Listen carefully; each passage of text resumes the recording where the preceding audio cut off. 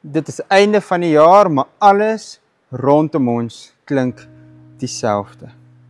Die radio, die advertensies wat ons elke dag op ons selfone kry, selfs die gesprekke wat ek en jy tussen mense hoor afspeel, is oppervlakkig. Dit word eintlik 'n gesuis, 'n geraas rondom ons. En ek en jy leef in 'n tyd van geraas, terwyl ons al hierdie tegnologie, al hierdie hoop veronderstel is om te hê, is alles net vlak. Dink maar vir 'n oomblik, ons het mooi woorde sonder waarheid. Ons het musiek sonder diepte. Ons het geloof sonder diepte. En dit wat ek en jy beleef, kan so vinnig vir my en jou ook so verskriklik oppervlakkig maak. En dit laat my dink aan 'n baie nuwe, opkomende Afrikaanse kunstenaar, Jakkals Vibes. Nou Jakkals Vibes is baie kontroversieel, want hy gebruik KI, kunsmatige intelligensie of AI soos wat ons dit ken, om sy eie musiek te vervaardig. Hy skryf diep, betekenisvolle lirieke en gee dit vir AI om musiek van te maak. Want hy sê, ek is moeg vir vlak Afrikaanse musiek. Hy gebruik dit om kleur te gee aan hierdie tyd waarvan hy deel is, om nuwe lewe te skep in 'n lewe wat hom regtig moedeloos maak. En ek wonder partykeer, is dit nie God se droom vir my en vir jou ook nie? Om in 'n vlak wêreld 'n nuwe lied te sing, dat ek en jy ook moet sê, ek soek iets nuuts. Ek soek 'n nuwe lied. En dit bring ons in 'n donker vertrek in die troonkamer van koning Saul in Israel.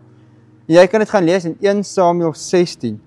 Want daar lees ons, die gees van die Here het van Saul af weggegaan en 'n bose gees van die Here het hom gepla. Saul sit met sy kroon, sy mag en al sy status, maar God se nabyheid het hy nie. Hy sit met 'n stuk leegheid, 'n stuk onvergenoegdheid, 'n leemte wat hy nie weet hoe om te vul nie. Sy wêreld is vol geraas, hy het alles wat hy eenvoudig kan wil hê. Meer as wat ek en jy dalk ooit van kon droom, maar Saul het beheer verloor. Hy het vrede verloor.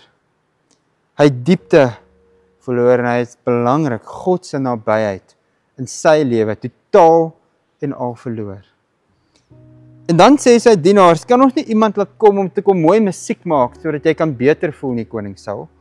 En dis dan waar hulle vir Dawid hierdie jong skaapwagtertjie in die hande kry en sê, hierdie man is baie braaf. Hy's 'n talentvolle soldaat, 'n oorlogskryger van formaat. Ons wil vir Dawid kry, koning, om vir jou te kom musiek maak. Dalk voel jy dan 'n bietjie beter. 'n eenvoudige seentjie met geen koninklike opleiding nie. Met geen prestige nie, daar's niks fancy aan Dawid nie. Maar Dawid kom verander met sy musiek alles. Want in hom woon die gees van God, lees ons in die teks. En dalk is dit die geheim wat ek en jy vandag moet hoor. Ons lees, toe Dawid in die paleis begin speel, dan sê die teks, wanneer Dawid op die harp speel, het Saul verlig gevoel, en die bose gees het van hom gewyk. Nou volgens 'n klomp slim Ou Testamentikuste beteken hierdie bose gees nie dat God boos is nie. Dit wys eerder op Saul en hoe Saul hierdie verhouding met God totaal al verloor, want hy het oopgeraak vir die innerlike onrus wat die wêreld by hom 'n moontlikheid maak. Hy het homself van God vervreem en saam met dit het al die slegte goed gekom, al die twyfel, al die leegheid en al die geraas. In 'n wêreld vol mooi klanke het hy net die gesuis gehoor, want ons lees, die gees wat hom pla, is die teestelling van die innerlike vrede wat Saul beleef het. Met ander woorde, Saul se wêreld klink soos die van baie van ons, vol geraas, sonder vrede, vol aktiwiteite, maar sonder betekenis. Klinkende simbole as jy wil. En baie dikwels is dit wat ek en jy ook beleef. Ons sien en beleef so baie, maar dit doen vir ons niks. Want binne in ons is daar 'n leemte wat die wêreld net eenvoudig nie kan vul nie, want Saul het alles.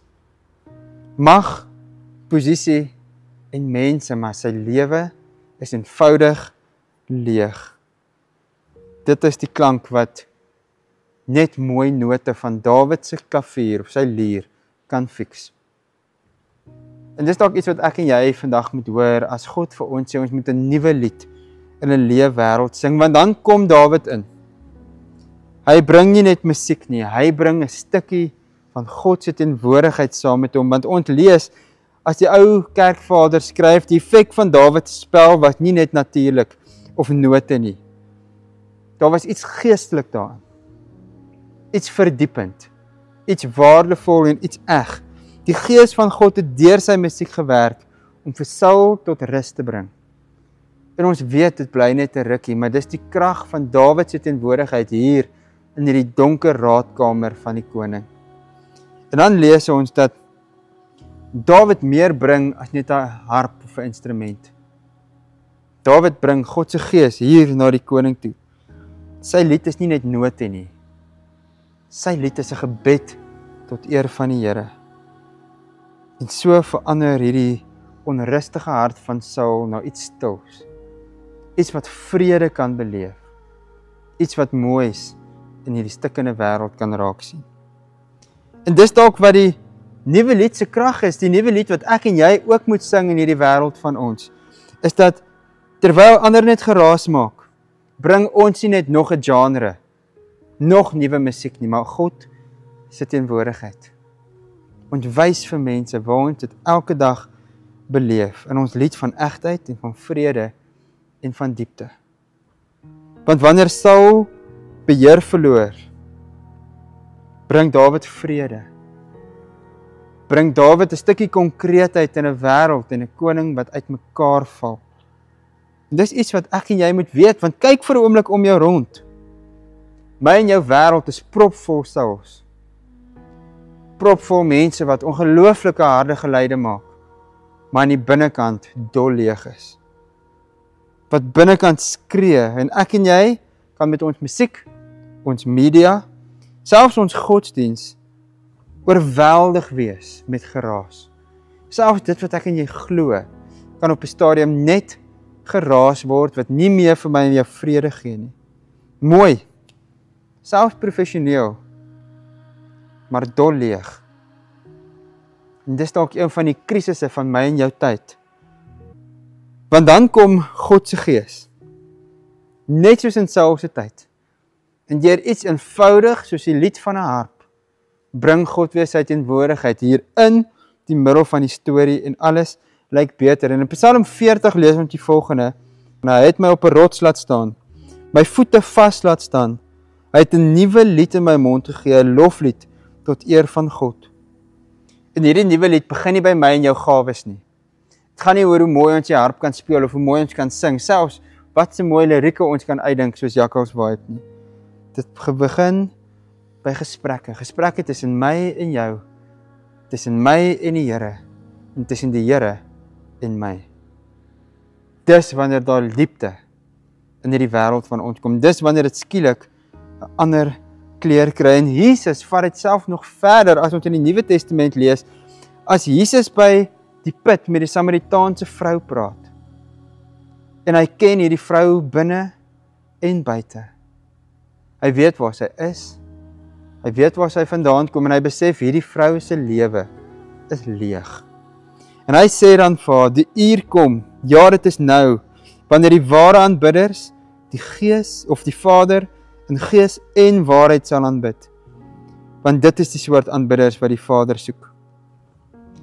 Kobus Meiberg, een van ons plaaslike kollegas hier in Pretoria, het 'n reeks kommentare geskryf, en een van sy kommentare sê hy, ware aanbidding het niks met plek of rituele uit te waai nie. Dit gaan oor 'n innerlike toestand wat net die Gees kan bring. En met waarheid wat selfs tot in die diepste van jou wese kan deurdring. Aanbidding gaan nie oor die musiek wat jy gebruik, die woorde wat jy sê, die plek waar jy is nie. Dit gaan oor, is God daar of nie, en selfs belangriker, sien ek vir God raak of nie. Want God is altyd daar.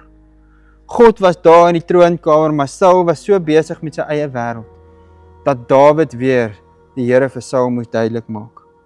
En dis my en jou opdrag ook in 2025, so aan die einde van die jaar, as almal moeg is, en alles net 'n leë geraas is, dat ons 'n nuwe lied moet sing, wat vir die Here sal goed wees. Dat ons nie net op die regte plek en in die regte styl sal sing nie, maar dat wat ons sing hier uit ons hart sal uitkom, dat dit lewens sal verander. Want Jesus sê vir ons, die Vader soek mense wat eerlik is, mense wat opreg is, mense wat soekend is. Hy soek nie mooi, perfekte, goed geproduseerde, duur musiek nie. Hy soek musiek wat sing met trane, met vrae. Musiek wat uit die hart uitkom, en wanneer ons dit het, dan verander alles rondom ons. Mag jy in hierdie week 'n nuwe lied sing. Mag hierdie lied die troonkamers van hierdie wêreld wat so donker is, weer nuwe lig gee. Mag hierdie lied uit jou hart uitkom, al is dit vals, al is dit van die nood af, al is dit van die tyd af. Mag dit uit 'n plek uitkom wat net God kan bykom. Mag jy sing, soos Paulus en Silas in die tronk, as alles uitmekaar uitval, en sê, Here, nou het ons niks. Nou het ons net vir U. Mag jou lewe ook verander soos hierdie vrou by die put, wat met Jesus in aanraking kom, en Jesus sê, ek gaan jou 'n nuwe lied laat sing. Amen. Here, dankie dat ons vandag kan stil word en kan weet, U is hier. Here, ek is moeg gesing, ek is moeg gevra, ek is moeg gesoek, ek is moeg gedoen. Here, maar tog moet daar nog so baie gebeur. Here, maak my stil. Laat my staan en sit hierdie lied in my hart. Laat die Gees 'n lied in my hart skryf wat die wêreld kan verander, wat my nuwe hoop gee. Here, mag ek soos Dawid met selfvertroue my lier, my harp, my gitaar, my klavier optel. Mag ek hierdie lied sing en mag dit die wêreld 'n ander plek maak. Here, want dit is wat U doen.